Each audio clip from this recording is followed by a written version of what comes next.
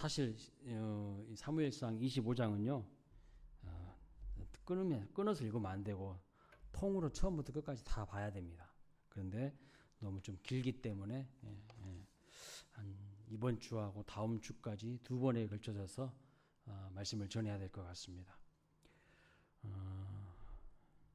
주보에 보면 더 큰 시험 이렇게 제목이 되어 있는데 말씀을 전하다 보니까 두 번에 걸쳐서 설교를 해야 돼서요.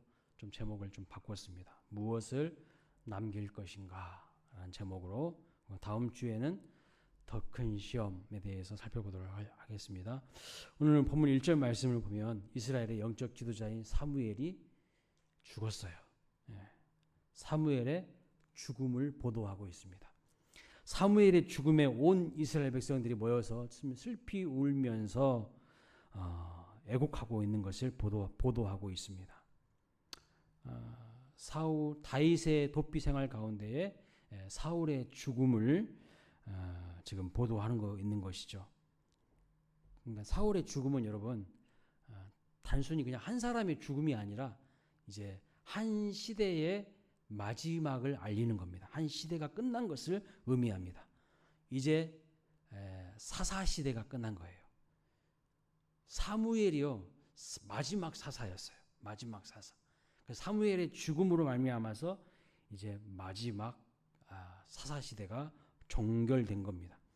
자, 이렇게 한 시대를 이끌었던 영적 지도자 사무엘의 죽음으로 인하여서 지도자의 상실로 인하여서 많은 사람들이요 지금 슬퍼하면서 애도하고 있는 것을 볼 수가 있어요. 그런데 여러분 참 흥미로운 것은 뭔지 아세요? 지금 모여서 슬퍼하면서 예곡하고 있는 이 사람들이 실제로는요 사무엘 선지자가 살았을 당시에는 어떤 사람들이었을까요? 사무엘의 마음을 아프게 했던 사람들이라는 겁니다. 사무엘이 살았을 때에는 사무엘 선지자의 마음을 아프게 했던 사람이에요. 그런데 사무엘 선지자가 죽으니까 이제 와서 슬퍼하면서 애도하고 있어요. 뒤늦은 후회죠. 자, 우리가 지금까지 계속 사무엘상 말씀을 살펴보고 있는데 이스라엘 백성들이 여러분 어떤 사람들이었습니까? 기억나십니까? 이스라엘 사람들이 어떤 사람들이었는지? 그들이 모여서요. 사무엘, 당신의 통치로는 부족합니다. 당신의 그 영적인 통찰과 영도력을 가지고서는 부족하니까 우리에게 누구를 세워달라고 했던 사람들이에요? 왕, 그렇죠. 왕을 세워달라고 했던 사람들입니다. 그런데 살아있을 때에는요, 그 가치를 몰라주다가 이제 죽고 나니까 이렇게 슬피 울고 있어요. 참.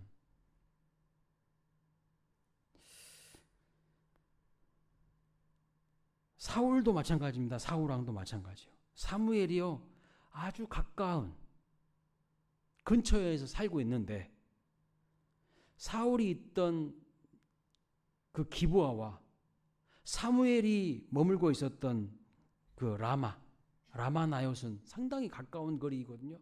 그런데 사무엘 선지자가 살아있을 당시에는요 한 번은 찾아가질 않아요. 그렇게 가까운 거리임에도 불구하고. 그런데 한 번도 사무엘을 찾지 않다가 사무엘이 죽었다는 소식을 들으니까 이제 필사적으로 사무엘을 찾아가는 것을 볼 수가 있어요. 그런데 사무엘만 그런 게 아니라 여러분 모세도 그랬네요. 모세도 죽으니까 이스라엘 백성들이 이렇게 반응합니다. 신명기 34장 8절 말씀 같이 한번 읽어보겠습니다. 시작. 이스라엘 자손이 모압 평지에서 모세를 위하여 애곡하는 기간이 끝나도록 모세를 위하여 30일을 애곡하니라. 모세가 죽었는데요. 하루 이틀도 아니고 30일, 한 달 동안 애곡하고 애도했다고 말씀하고 있어요.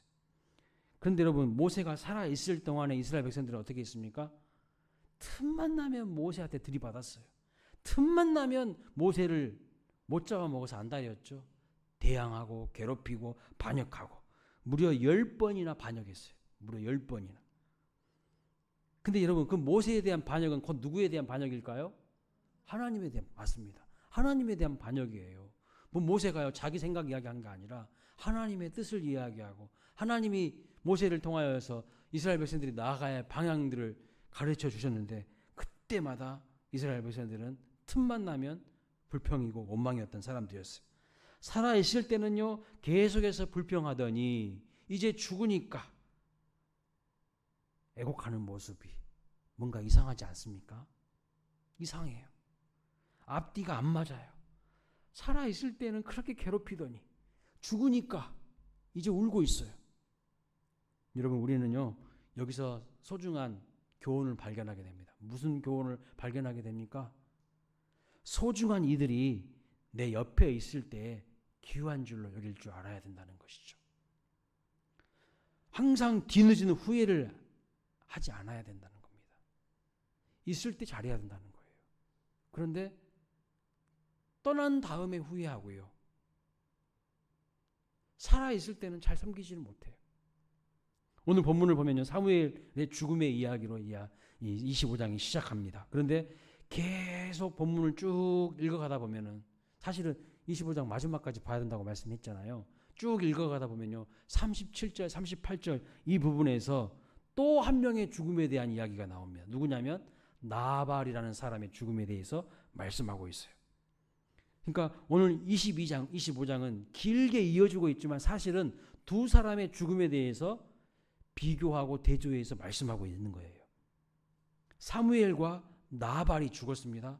근데 이 두 사람이요, 둘 다 비슷한 시기에 죽었어요. 그런데 이 죽음의 모습이요, 너무나도 다르다는 사실입니다. 너무나도 달라요. 첫째, 무엇이 다르냐? 장례식 풍경이 달라요. 장례식 풍경이. 저도 장례식장을 정말 많이 가봤어요. 제가 또 오랫동안 장례 담당도 많이 해봤기 때문에 많이 가봤는데 확실히 달라요. 믿는 사람들의 장례식장하고 불신자들의 장례식장은요 확연히 차이가 나는 것을 볼 수가 있어요. 자, 사무엘의 죽음은요 온 이스라엘 백성들이 모여서 애도하는 죽음입니다. 슬퍼해요. 정말 애도하고 있어요. 그런데 여러분 나발의 죽음은 어떻습니까? 아무도 애도하지 않습니다. 심지어 자기 아내도요, 자기 아내 아비갈도요 애도하지 않고 금방 딴 남자 만나서 시집가 버리는 것을 볼 수가 있어요. 무슨 뜻일까요? 죽기를 기다렸다는 뜻입니다. 그의 하인들 누구도 슬퍼하지 않아요. 두 사람의 죽음의 이야기가 나란히 나오는데 사무엘의 장례식 분위기하고 나발의 장례식 분위기가 너무나도 차이가 확 드러난다는 거예요. 나발도요 사는 날 동안에는 나름대로 영향력이 있었던 사람이었습니다. 엄청난 부자였어요. 많은 것을 가진 사람이었어요. 그런데 그의 죽음에 대해서는요 아무도 안타까워하지 않고 애도하지 않고 있다는 사실이죠. 이 두 사람의 장례식을 보면서 여러분 우리의 앞으로의 장례식이 어떨지를 한번 생각해 봐야 돼요. 두 번째, 이 두 사람의 죽음에 어떤 차이가 있는가? 둘 다 비슷한 시기에 죽었는데 어떤 차이가 있습니까? 이게 정말 중요한 메시지거든요. 오늘 말씀의 핵심 메시지인데 남긴 것이 달라요. 남긴 것이 달라요. 사무엘은 무엇을 남겼을까요, 여러분? 지금까지 우리가 사무엘상 말씀을 쭉 살펴보았는데 사무엘은 무엇을 남긴 사람이었습니까? 그는 라마나옅에다가요 선지 학교를 세웁니다. 뭐 하려고 선지 학교를 세우죠? 선지 학교를 세웠다는 것은 뭐 했다는 것일까요? 하나님의 사람들을 키우고 하나님의 사람들을 세웠다는 거예요. 하나님의 사람들을 남겼다는 거예요. 그 선지 학교에서 누가 배출되냐면 갓이라는 선지자가 배출되고요. 여러분 잘 아시는 나단이라는 선지자가 배출됩니다. 그리고 이들이 나중에 다윗을 돕는 사람들이 돼요. 다윗을 돕는 최측근들이 돼요. 그런데 여러분 나발은 무엇을 남겼을까요? 나발은 엄청난 재물을 가지고 있었지만 엄청난 재물을 남겼지만 허무하게도요 그 모든 재산이 다 사라지는 겁니다. 아내 아비가일도 딴 남자한테 시집 가버리죠. 그렇게 욕심을 부리고 지키려고 했던 재물도요 하나도 남지 않아요. 하나도 남지 않아요. 다 사라져 버렸어요. 오늘 우리에게 중요한 메시지가 지금 중요한 메시지를 말씀하고 있는 것인데, 우리도요 언젠가 세상을 떠날 때가 올 텐데 과연 무엇을 남겨야 하는지를 생각해 봐야 한다는 거예요. 여러분은 무엇을 남기는 인생이 되기를 원하십니까? 여러분, 우리 예수님은 무엇을 남기셨을까요? 우리 예수님은 뭘 남겼을까요? 예수님은요 사람을 남기셨어요. 예수님은 12제자를 남기셨어요. 그래서 우리도 사람을 키우고요, 사람을 남기는 인생이 되어야 됩니다. 사람을 남기는. 우리 수원광일교회는요 제자를 키우고 제자를 세우고 제자를 남기는 교회가 되어야 될 줄로 믿습니다. 그것이 우리 주님이 원하시는 거예요. 중세 1000년 동안 로마 카톨릭이요 전 유럽을 지배했어요. 정치, 경제, 사회, 문화, 종교 모든 영역에 로마 카톨릭이요 전 유럽 대륙을 지배했어요. 한 나라도 아니고요. 전 유럽이에요. 전 유럽을. 그런데 그 로마 카톨릭이 남긴 것이 뭘까요? 로마 카톨릭이 1000년 동안 뭘 남겼습니까? 그냥 화려한 어리으리한 성당 남겼어요. 그렇게 좋은 교회 건물들을 많이 남겼습니다. 교회 재산 어마어마하게 남겼습니다. 그런데 여러분 지금 어떻게 됐습니까? 다 사라져버렸어요. 다 사라져버렸어요. 크고 화려한 성당 건물들이요 술집으로 다 바뀌었다는 소식 들으셨죠? 정말 중요한 것은요 하나님의 사람들을 남기는 거예요.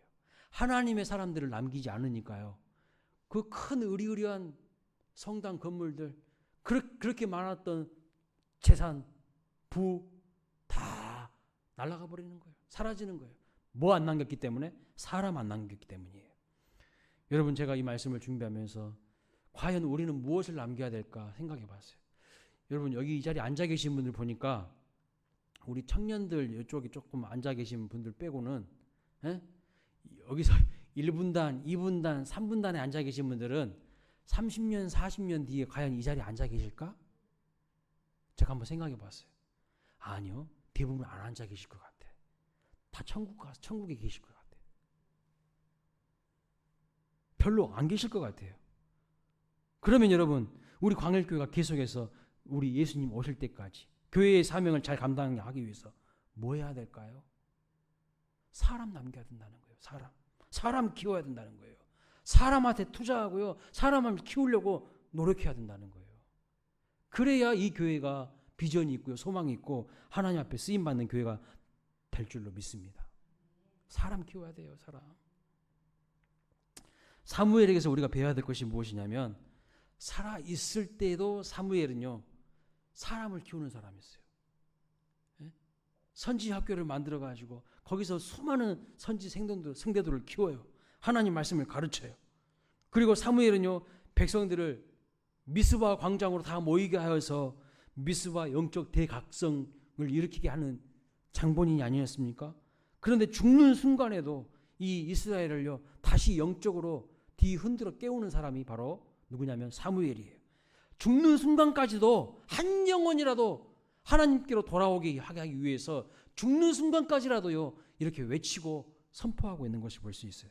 사무엘상 28장 3절 말씀만 한번 보겠습니다. 읽어보겠습니다. 시작. 사무엘이 죽었으므로 온 이스라엘이 그를 두고 슬피 울며 그의 고망 라마에 장사였고 사울은 신접한 자와 박수를 그 땅에서 쫓아내었더라. 여기 보면 사무엘의 죽음이 사울에게까지, 사울 왕에게까지 영향을 미치는 것을 볼 수 있어요. 그래서 사울이 무슨 일을 합니까? 사울이 신접한 자와 박수를 그 땅에서 쫓아내요. 그냥 우연히 신접한 자와 박수 무당을 그 땅에서 쫓아낸 것이 아니라 사무엘 선지자의 영적 죽음을 통하여서 사울이 자극을 받은 거예요. 영향을 받은 거예요. 그러니까 사무엘은요 살아있을 때만이 아니라 죽는 순간에도 뭐 한 겁니까? 누군가에게 영적인 파장을 일으키는 거예요. 영적인 파장을. 그런데 여러분, 반면에 나발은 어떻습니까? 나발은 그의 죽음에요 그 누구도 미동도 하지 않아요. 슬퍼도 하지 않아요. 그 누구도 슬퍼하지 않고 그 누구도 그의 죽음에, 그의 인생에 도전받은 사람도 없어요. 어떤 사람도요, 새로운 결단이 없어요. 나발의 인생과 죽음은요, 그저 다른 사람들에게 나는 저렇게는 안 살아야지 하는 그냥 반면교사만 될 뿐이었습니다. 반면교사. 여러분, 어떤 우리 그런 사람들 있잖아요. 아이고, 나는 저렇게는 안 살아야지. 저것이 뭐예요, 저것이? 이렇게 반면교사만 될 뿐이었다는 것입니다. 두 사람이 비슷한 시기에 죽었고 사무엘상 25장에 보면은 나란히 죽음이 보도되는데 너무나도 다르다는 거예요. 너무나도 다르다는 거예요. 사무엘의 죽음은요, 정말 짧게 보도되고 있지만 그가 남긴 영향력은 어마어마해요. 이스라엘 전체 사회를요, 뒤흔들어요. 막 파장을 일으켜요. 그런데 나발의 이야기는요, 엄청 막 길게 소개되고 있거든요. 근데 허무한 인생이에요. 허무한 인생. 아무것도 없어요, 그냥. 장례식 풍경이 다르고 뒤에 남긴 것이 다르고 죽음 후에 영향력이 다른 것을 볼 수가 있죠. 여러분, 우리는 언젠가 다 죽습니다.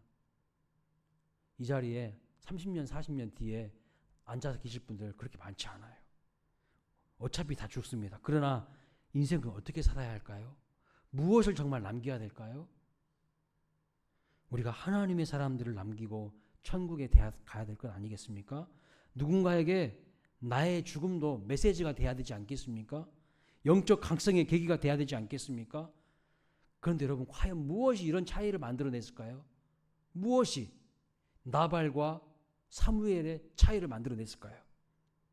비슷한 시기에 한 시대를 살았던 두 사람의 그 죽음이 왜 이렇게 달라졌을까요? 누구는 많은 사람들을 감화시키고 감동시키고 영향력을 주고 하나님의 사람이 되게끔 만드는데 누구는요, 남긴 것이 없어요. 그저 나는 저 사람처럼 살면 안 되겠지, 이렇게 생각되는 인생을 살았다는 거예요. 무엇이 이렇게 다르게 만들었을까요? 그들의 삶이 달랐기 때문입니다. 그들의 살아온 인생이 달랐기 때문이죠. 결국 어떠한 삶을 사느냐가 너무나도 중요하다는 것을 말씀하고 있어요. 한번 여러분 곰곰이 생각해 보세요. 사무엘의 인생과 나발의 인생을 우리는 비교할 수 있습니다. 환경적으로만 따지면요, 사무엘보다 나발이 훨씬 유리한 조건에서 살았습니다. 환경만 놓고 보면요, 사무엘이 오히려 삐뚤어질 가능성이 매우 높았어요. 인생을 잘못 살 가능성이 매우 높은 사람이에요. 왜 그런지 한번 살펴보겠습니다. 자, 본문 2절과 3절 말씀을 볼까요? 자, 같이 한번 읽어보겠습니다. 시작. 심이 부하여 양이 3,000마리요 염소가 1,000마리이므로 그가 갈멜에서 그의 양털을 갖고 있었으니 그 사람의 이름은 나발이요 그는 갈렙 족속이었더라. 자, 나발은요 어마어마한 부자예요. 어마어마한 부자예요. 양이 3,000마리예요. 염소가 1,000마리야. 예? 엄청난 부자라니까요. 그런데 여러분, 어떻게 해서 이렇게 막대한 부를 얻을 수 있었을까요? 어떻게 해서 이렇게 많은 재산을 가질 수 있었을까요?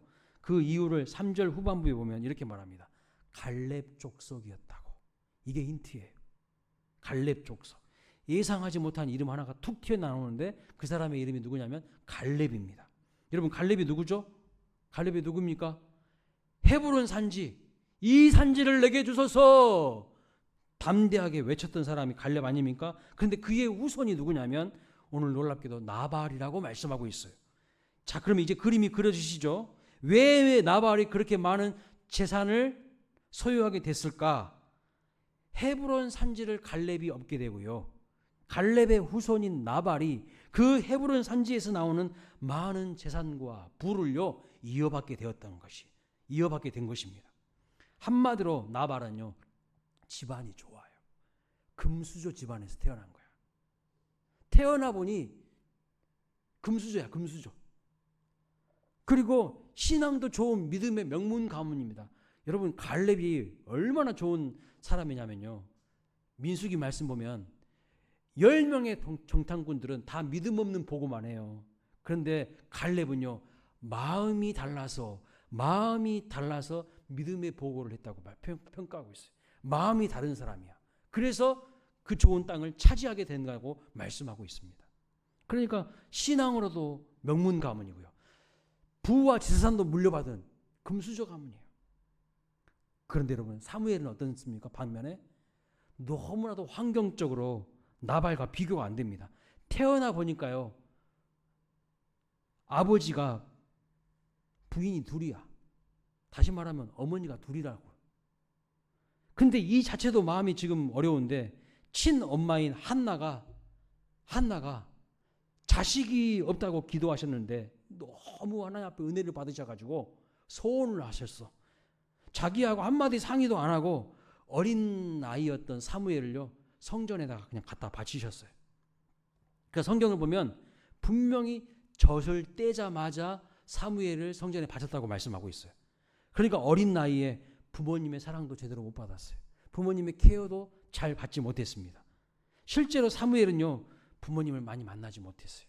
어쩌다 한 번씩 어머니가 세마포 옷을 지어주려고 갈 때에 한 번씩 만났다고 사무엘상 보면 그렇게 기록하고 있습니다. 그리고 성소에서 사무엘을 지도하는 제사장이 누구였습니까? 그 당시 제사장? 엘리, 맞아요. 엘리 제사장이었어요. 그리고 그 밑에 있는 요즘으로 말하면 두 명의 부목사님이 있었는데 홈니와 비느하스예요. 홈니와 비느하스가 엘리 제사장의 아들들 아닙니까? 근데 여러분 홈니와 비느하스가 누굽니까? 아주 막대 먹은 놈들이에요. 제사장인데 성소에서 수종드는 여인들을 겁탈하는 사람들이에요. 그리고 백성들이 하나님 앞에 드린 재물을요 몰래 빼돌린 사람들이에요. 아주 나쁜 사람들이죠. 사무엘은 이렇게 하나님을 무시하고 멸시하는 자들을 보고 자란 사람입니다. 이렇게 암울한 환경에서 사무엘이 자랐다는 것이죠. 그러니까 객관적으로 보면 나발 집안이요 훨씬 좋죠. 갈렙 족속이고 부자입니다. 그런데 사무엘은 어릴 때부터 성전에 보내져서 부모님 사랑도 제대로 못 받고 자랐습니다. 또 이상한 제사장들 밑에서 자랐습니다.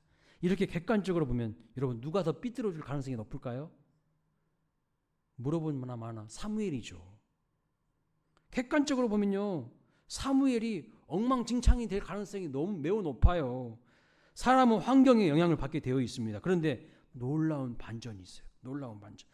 좋은 환경에서 태어나고 자란 나발이 어리석은 사람으로 자라갑니다. 어리석은 사람으로 평가되고 있어요. 자, 3절 말씀을 볼까요? 자, 이렇게 말합니다. 남자는 완고하고 행실이 악했다. 이렇게 평가했어요. 여기 남자는 누구죠? 나발을 말하는 거예요. 나발은 완고하고 행실이 악한 사람이었어요.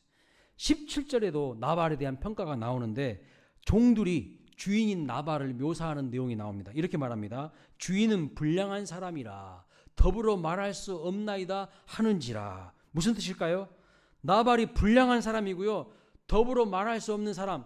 다시 말하면 대화가 안 되는 소통 불가능한 사람이라는 거야. 어떤 사람은요. 대화하면 벽에다가 이야기하는 사람 그런 느낌이 나는 사람이 있죠. 대화가 안 돼. 말이 안 통하는 사람이라는 뜻이에요. 그래서 나발의 아내 아비가일은요.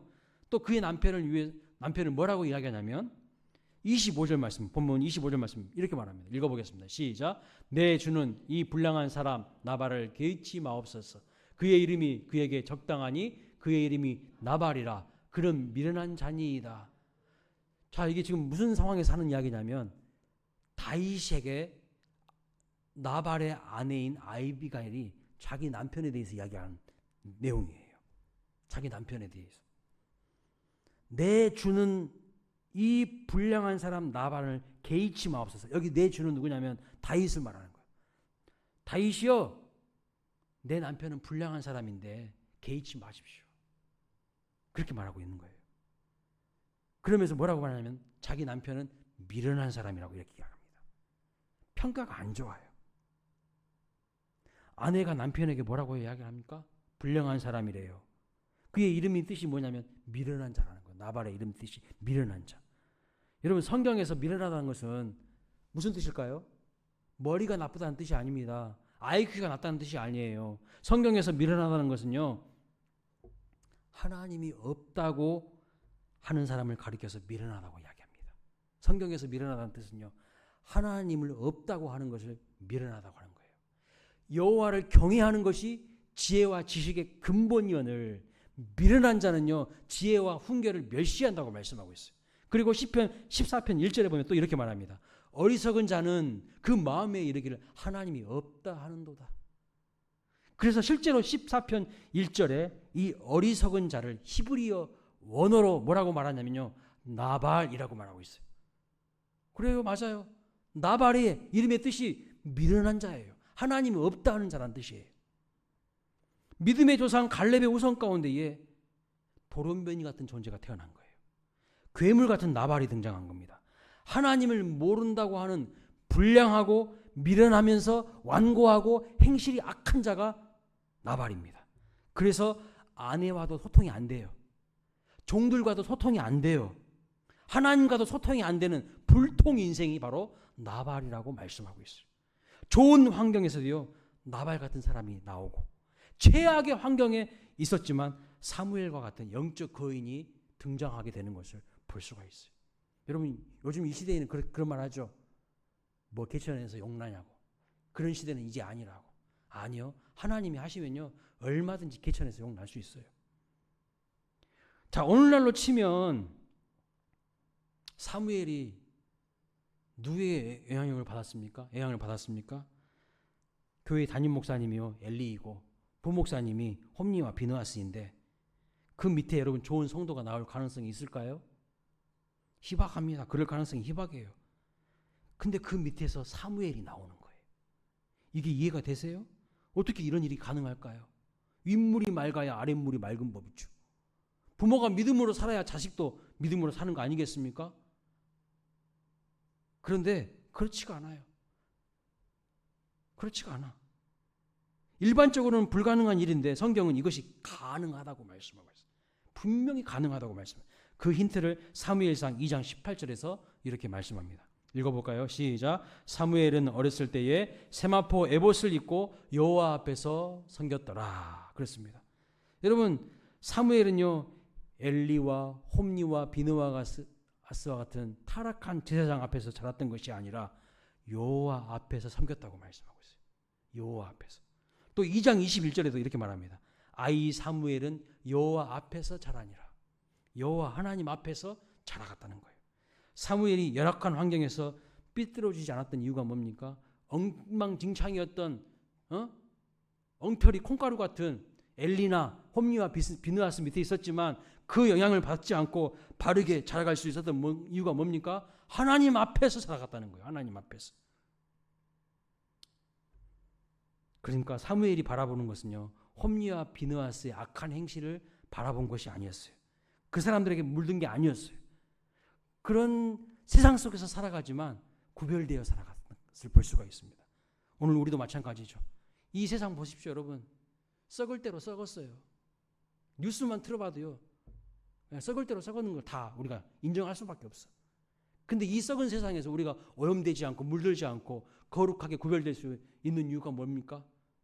하나님 바라볼 때, 하나님 앞에서 하나님을 의식하며 살아갈 때 우리가 구별된 삶을 살아갈 수가 있는 것이죠. 여러분, 우리는 환경을 탓하기 쉽습니다. 환경을 탓하기 쉬워요. 그러나 환경 너머에 계신 하나님을 바라보는 그런 사람이 되어야 될 줄로 믿습니다. 환경만 바라보면서 내 형편과 처지만 바라보면요, 절망이에요, 절망. 사람만 바라보면요, 그 다음에 뭐가 나오는지 아십니까? 사람만 바라보면 그 다음에 원망만 터져요. 저 인간 때문이라고, 저 사람 때문이라고 맨날 원망하는 거예요. 그냥 맨날 환경과 상황만 바라보면 맨날 절망이고, 사람만 바라보면 맨날 원망이에요. 그런데 여러분, 우리 믿음의 사람들은 그 너머를 바라볼 수 있어야 돼요. 그 너머를. 현실을 무시하라는 뜻이 아니라 하나님을 온전히 바라볼 때 그 현실을 이길 수 있다는 말씀입니다. 하나님 바라볼 때 소망과 비전을 갖게 될 줄로 믿습니다. 그 소망과 비전을 가진 사람이요, 그 삶을 거룩하게 살아갈 수가 있는 거예요. 묵시가 없으면요, 백성이 방자에 행한다고 했어요. 꿈도 없고 비전도 없고 하나님의 말씀이 없으니까 막 사는 거예요. 그냥 거룩한 구별된 삶을 살지 않는 거예요. 그런데 꿈이 있는 사람들, 하나님의 말씀을 가진 사람들, 비전이 있는 사람들은요, 자기를 절제할 줄 알고요, 자기 자신을 통제해요. 그래서 성령의 9가지 열매 중에 인내와 절제가 있는 거 아니겠습니까? 우리의 시선을 어디에 두어야 하는지가 너무나도 중요한 이유입니다.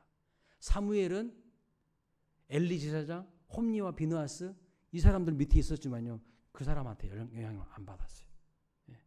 하나님 바라봤어요. 하나님. 믿음의 대상이 하나님이에요. 하나님.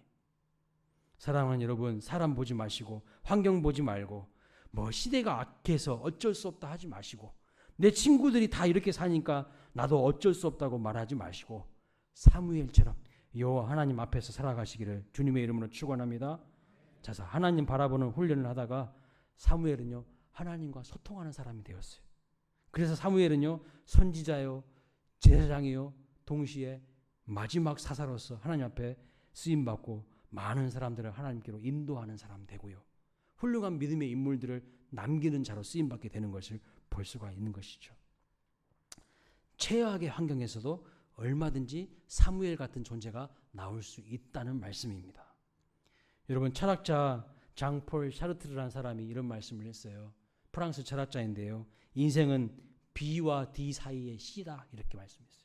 B는요 벌스 출생이에요. D는 데스 죽음이에요. 인생은 출생과 죽음 사이에 초이스 수많은 선택을 하게 되어 있다는 거예요. B와 D 사이의 C예요. 우리가 선택합니다. 태어난 순간부터 인간은요 죽음을 향해 갑니다. 그러나 감사한 것은 B와 D 사이에 선택을 할 수 있고 결정을 할 수 있다는 거예요. 그런데 그 선택이 하나님의 축복을 받게 되는 또 다른 C가 될 수 있어요. 또 다른 C가 뭘까요? 찬스. 또 다른 기회가 될 수 있다. 또 다른 축복의 기회가 될 수 있다는 겁니다. 우리는 각자 다른 환경에서 태어나서 자랐고 살아간다 할지라도 항상 하나님 의식하면서 하나님 중심으로 선택하면서 살아가시기를 주님의 이름으로 축원합니다. 사무엘은요 열악한 환경에서 자랐어요. 그런데 항상 무엇을 선택했습니까? 하나님을 선택한 거야. 하나님을 선택한 하나님의 뜻을 바라본 거예요. 오늘날 많은 사람들이요 내가 이렇게 된 것은 내 부모 탓이라고 환경 탓이라고 내 주변에 누구누구 탓이라고 이야기합니다. 아니에요. 그 사람 탓이에요. 자기가 그렇게 선택한 거예요. 믿음으로 하나님을 붙잡고 하나님의 말씀을 붙잡고 선택하면요 하나님은요 또 다른 축복의 기회를 우리에게 부어주실 줄로 믿습니다.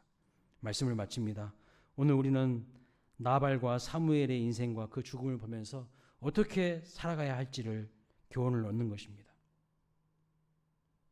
여러분 우리 30년 40년 뒤에 이 자리에 앉아있는다는 보장이 없습니다. 언젠가 반드시 죽을 거예요.